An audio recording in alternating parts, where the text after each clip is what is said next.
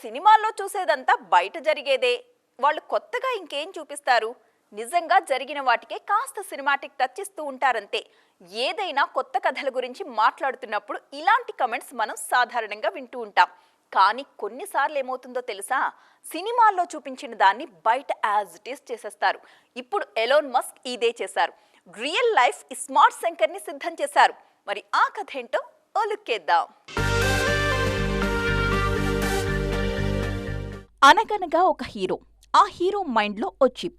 ఆ చిప్తో మనిషిని కంట్రోల్ చేయడం. ఇదంతా వింటుంటే ఇస్మార్ట్ శంకర్ సినిమా గుర్తొస్తోంది కదా?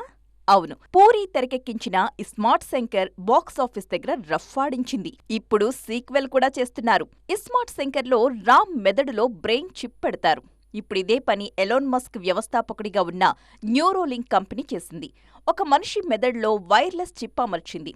అనంతరం ఆ మనిషి వారికోస్ వెయిన్స్ వ్యాధికి కేవలం 30 నిమిషాల్లో చికిత్స. కాల్ చేయండి 9989527715. మెదడు కార్యకలాపాలు గుర్తించామని, పేషెంట్ కోలుకున్నారని ఎలోన్ మస్క్ ట్వీట్ చేశారు. ఇదే పని ఇస్మార్ట్ శంకర్ సినిమాలో పూరి జగన్నాథ్ కూడా చేసి చూపించారు. ఇస్మార్ట్ శంకర్లో రామ్, పూరి నమ్మిన కథని ఎలోన్ మస్క్ నిజం చేయడం, నిజ జీవితంలో ప్రయోగాలకు శ్రీకారం చుట్టడం ఆసక్తికరంగా ఉంది కదా? మనిషి మెదడులో చిప్ అమర్చడం అనేది ఊహించడానికి కష్టం. కానీ దాన్ని నిజం చేశారు మస్క్. ఇప్పుడు ఏకంగా డబుల్ ఇస్మార్ట్ చేస్తున్నారు పూరి.